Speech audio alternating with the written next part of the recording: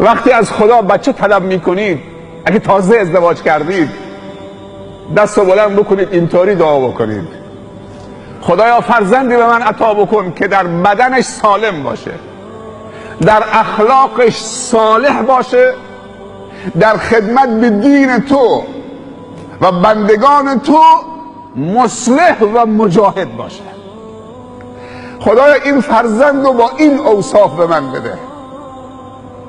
و وقتی دادی خدایا به عنوان سرباز بدون مرخصی خودت فرزند منو تو لیست مجاهدین دین خودت و راه خودت و نصرت بندگان خودت اسم فرزند من چه دختر باشه چه پسر باشه بنویس: سرباز بدون مرخصی.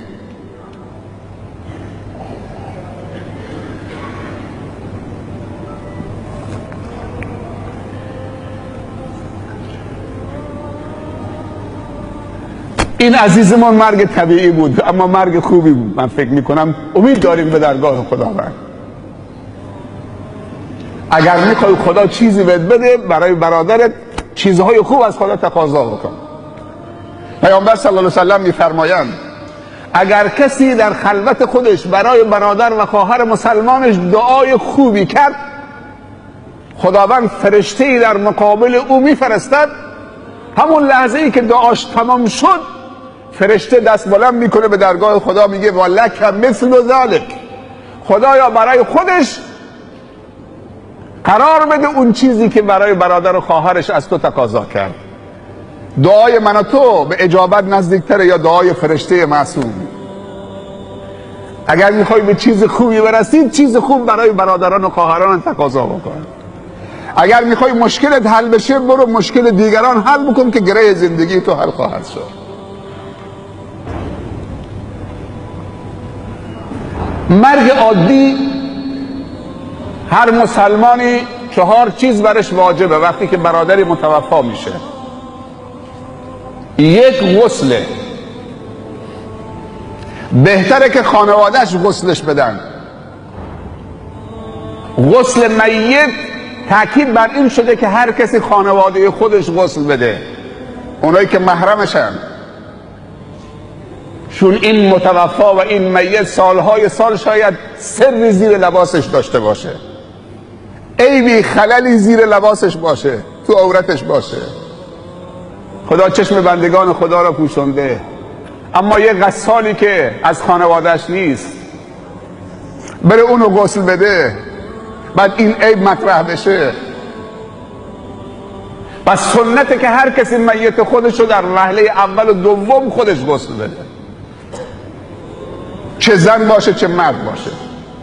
اگر زن، خالش، عمش، دختراش، خواهراش، نوه‌هاش. پس اولین واجب بر میت غسل دادنه. 2 کفن پوشیدنه. در یک تکه پارچه سفید اگر هست، اگر نیست رنگ دیگه، پاک. وقتی غسلش میدن چه؟ وضوش هم میگیرن. 3 نماز بر جنازه که نیاز میت به این نمازه و این نماز در اصل دعاست. تکبیر 3 هدفه: اللهم اغفر لحینا و میتنا و شاهدنا و صغیرنا و کبیرنا و شاهدنا و غائبنا تا آخر. دعا برای میت. پس این میت نیاز به غسل داره، نیاز به کفن داره چون مرگ عادی مرده، نیاز به نماز داره. و 4 دفن میت در یک زمین پاک در قبرستان مسلمانان. نه این که وصیت بکنه منو تو نخلستان خودم دفن بکنید، این کار نکنید. منو تو باغ خودم دفن بکنید، این کار نکنید. از دعای خیر مسلمانان وقتی به زیارت قبرستان میرن محروم میشید. بعضی وصیت میکنن که وقتی من مردم تو زمین خودم، تو باغ خودم منو دفن بکنید، این کارو نکنید. تو قبرستان مسلمانان دفن بشید، همراه مسلمانان زندگی بکنید، در جمع مسلمانان میمیرید، تو قبرستان مسلمانان دفن بشید تا هر کسی در اون قبرستان وارد شد السلام علیکم دار قوم مؤمنین غفر الله لنا و لکم انتم السابقون و نحن بكم لاحقون ان شاء الله تعالی. پس چهارمین واجب دفن. اما هر کسی در راه خدا شهید میشه غسل نداره، کفن نداره، نماز جنازه هم نداره، اما دفن که باید بشه. این امتیاز خداوند فقط به شهید داده، زیباترین نوع مردن. با همون لباس خونیش باید دفن بشه، همون کفنشه، غسل هم داده نمیشه، نماز جنازه هم نداره. با اولین قطره خونش هر 8 در بهشت باز میشه.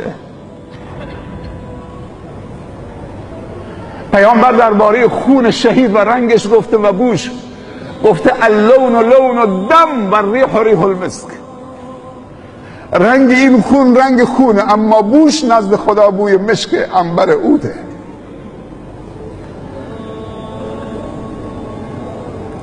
در حق خودمون کوتاهی نکنیم، در حق فرزندانمون کوتاهی نکنیم. به خدا پناه ببریم از اینکه با سکته قلبی بمیریم، با ایست مغزی بمیریم، با سرطان بمیریم. از خدا بخواهیم که زندگی ما تحول آفرین باشه و مرگ ما تحول آفرین باشه برای بندگان خدا. همینطوری که شهادت شیخمون در منطقه یه رنسانسی بود، یک تحولی شگرف رخ داد که امروز بعد از نماز جمعه این همه مشتاق نشسته.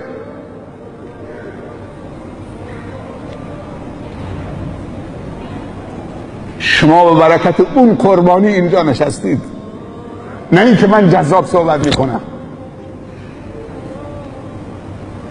که نسل‌های بعدی و بعدی شیخو ندیدن، فقط نام شنیدن، اوصاف شنیدن. این تحولاتی که تو منطقه داریم میبینیم که در رمضان به اوج میرسه،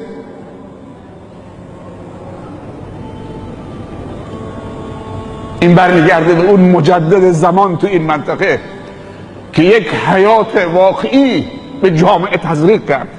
خدا بهش برکت داد. یک بچه روستایی از روستای بلوک بلند میشه میره مدینه و اونجا از اون زلال، اون چشمه زلال و پاک و صافی خودشو سیراب میکنه و میاد منطقه رو سیراب میکنه. خوب دقت بکنید که امیرالمومنین رضی الله عنه دعا میکنه خدایا مرگ در راه خودت، شهادت در راه خودت و مردن در شهر پیامبرت نصیبم بفرما. هم شهادت نصیب شد، هم در محراب خنجر خورد و هم در مدینه. حالا بهترین نوع مرگ نصیب شده. در مدینه 2 جا هست برای دفن شدن.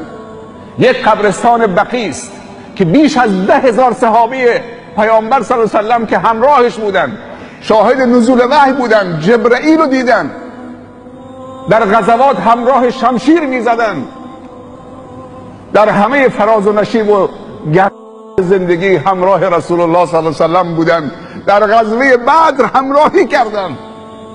به رسول الله صلی الله علیه و سلم گفتن تو به ما بگو به بیابان بزنید، خودمون رو به بیابان بزنیم. بگو برید به کوها، میریم تو کوها. به جنگل بزنید، به دریا بزنید، ما این اقیانوس ها رو شنا میکنیم. خدا و رسول خدا از ما راضی باشن. پیامبر دستشو بلند کرد و دعا کرد برای اهل بدر.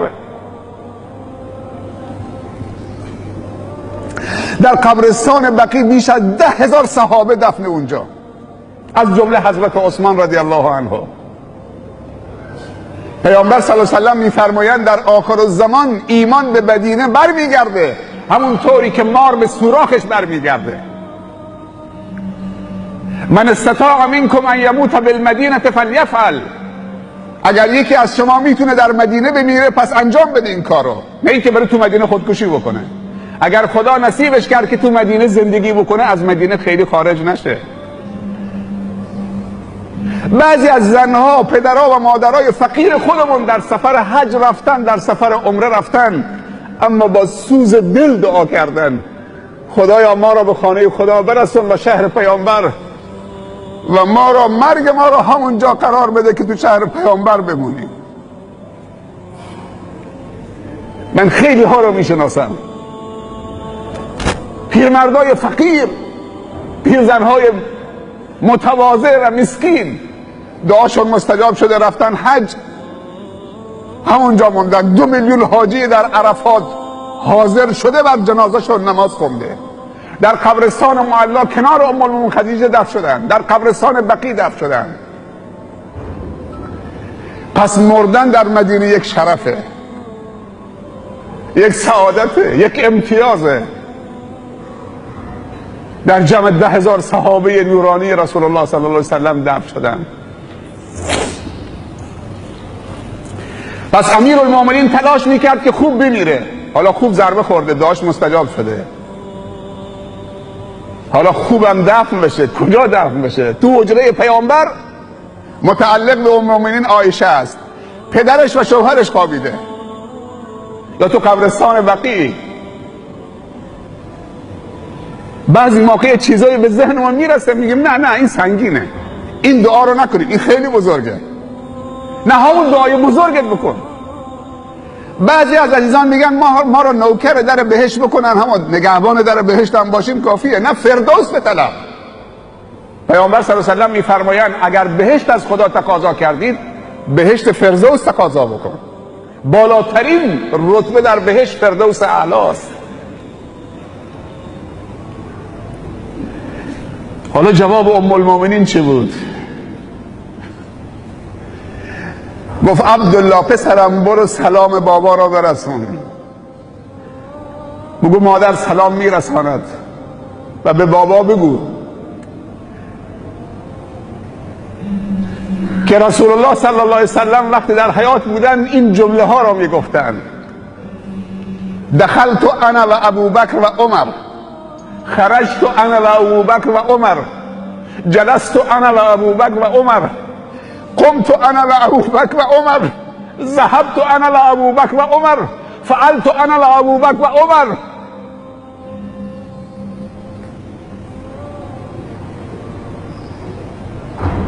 همیشه ورد زبانش بود رسول الله صلی الله علیه و آله، ازش میشنیدم.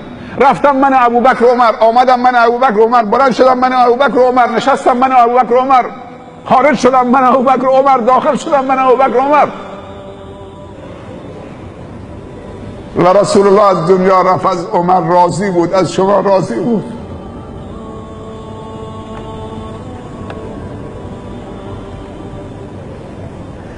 من از حق خودم تنازل میکنم، میگذرم. شما بیاید اینجا دفن بشه در حجره من، کنار شوهرم و پدرم.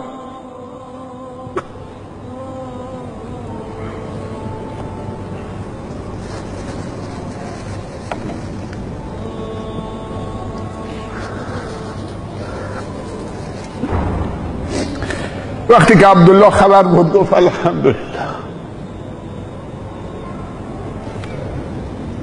تلاش میکرد که خوب بمیره، خون از بدنش در میره، تلاش میکنه که خوب دفن بشه، توی جای خوبی دفن بشه. آیا ما اینطور برای مردنمون تلاش میکنیم؟